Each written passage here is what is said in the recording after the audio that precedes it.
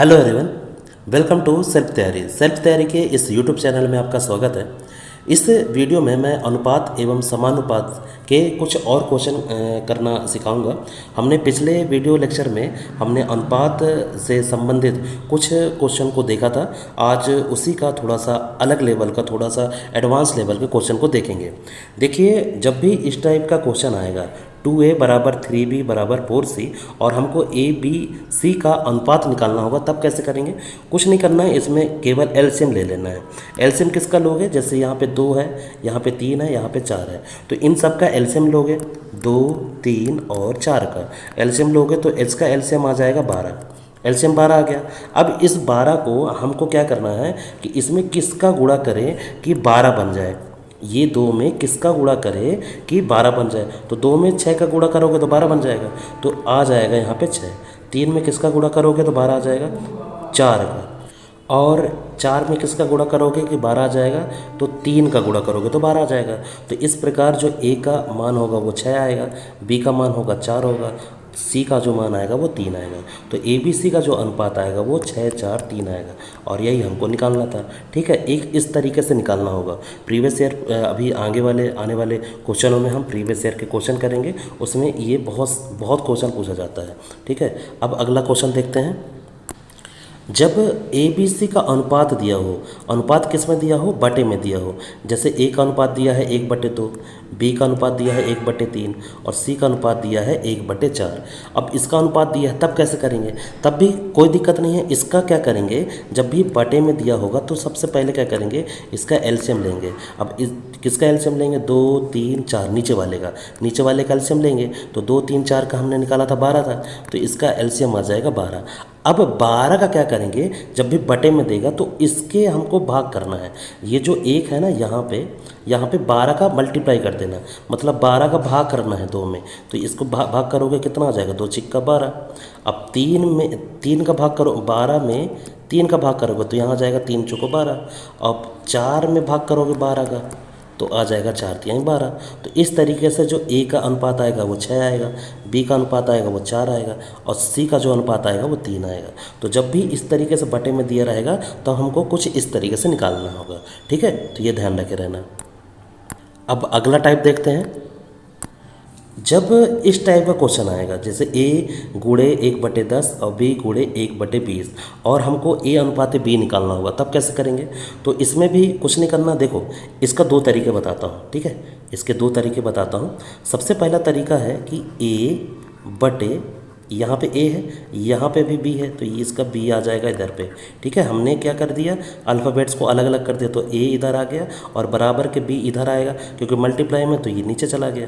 ठीक है, अब यहाँ पे इसका 1/20 लिख दिया, 1/20 गुणे ये जो 1/10 है इसको हम लिख देंगे 10/1, क्योंकि मल्टीप्लाई के बराबर इधर आ जाएगा तो ऊपर नीचे हो जाती है। ठीक है, ये 10 एक कम 10 आ गया और 10 दूनी 20 कट गया, तो यहाँ आ जाएगा 1/2। मतलब कि a का अनुपात आया 1 और b का अनुपात आया 2।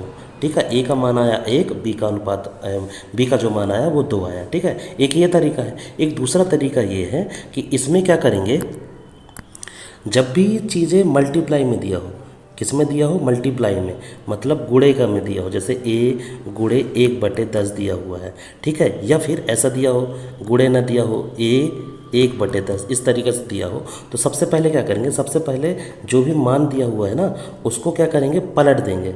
मतलब जैसे a गुणे 1/10 है, तो हम क्या लिख देंगे, इसको लिख देंगे 10, क्योंकि 10/1 आ जाएगा। इसका मतलब क्या होता है? 10 होता है। ठीक है, ये ध्यान रखना। ठीक है, तो हम क्या करेंगे, पलट देंगे।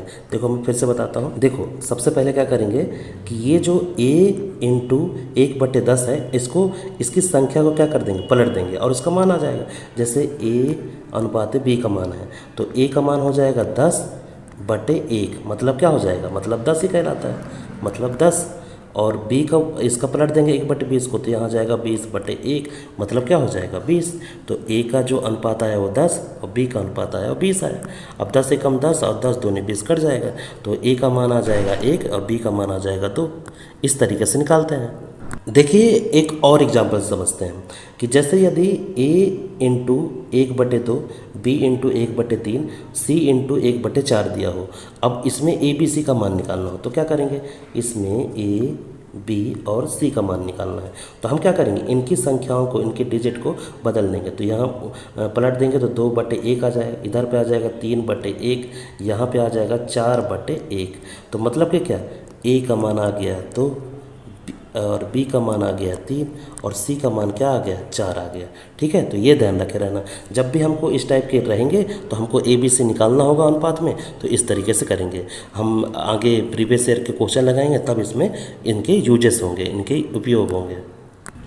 देखो कुछ इम्पोर्टेंट बात बताता हूँ कि यदि ए अनुपात बी का मान 2:3 दिया है और बी अनुपात सी का मान दिया है 3:5, मतलब ये मान दिया हुआ है ना, ये ध्यान रखे रहना। ए का मान दिया हुआ है 2, बी का मान दिया हुआ है 3 और सी का जो मान दिया है 5। मतलब कि यदि कोई यदि इक्वेशन दिया हो, जैसे a+b और c+d इस तरीके से दिया होगा, तो हम इसके क्या करेंगे, मान करेंगे। आने वाले क्वेश्चनों में इसके क्या करेंगे, मान लिखेंगे।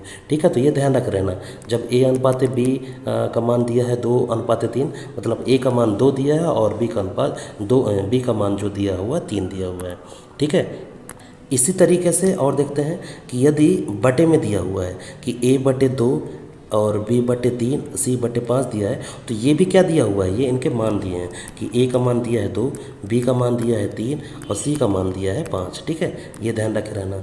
और जैसे यदि यहाँ पे दिया है a/b बराबर 4/5, मतलब a का मान दिया है 4, b का मान दिया है 5, ये ध्यान रखे रहना।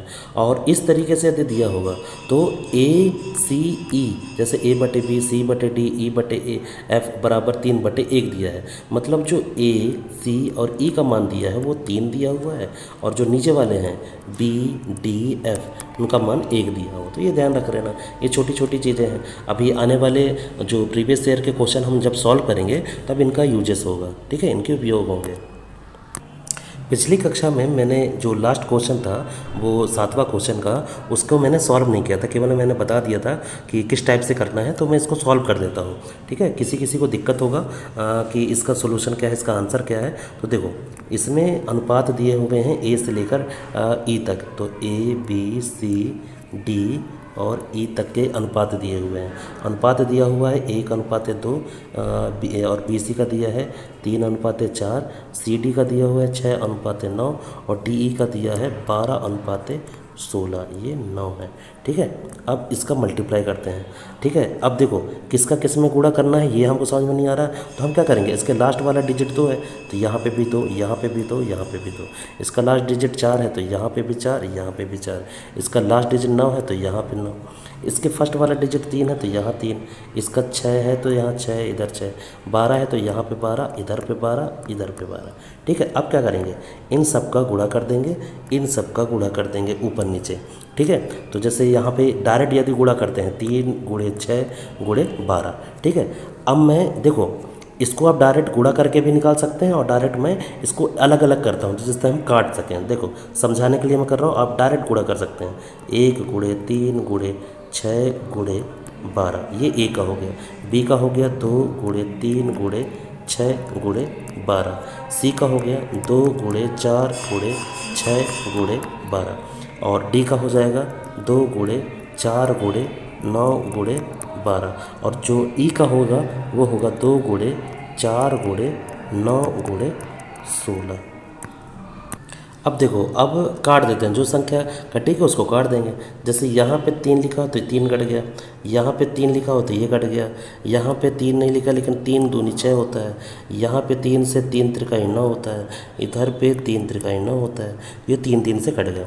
अब देखो 6 से, यहाँ पे 6 है तो इसको मान लेते हैं 3 दूनी 6, यहाँ पे 3 दूनी 6, इधर पे 3 से कौन कटेगा, ये कटेगा, 3 चौको 12 और ये 3 से 3 कट गया, ये 3 से 3 कट गया।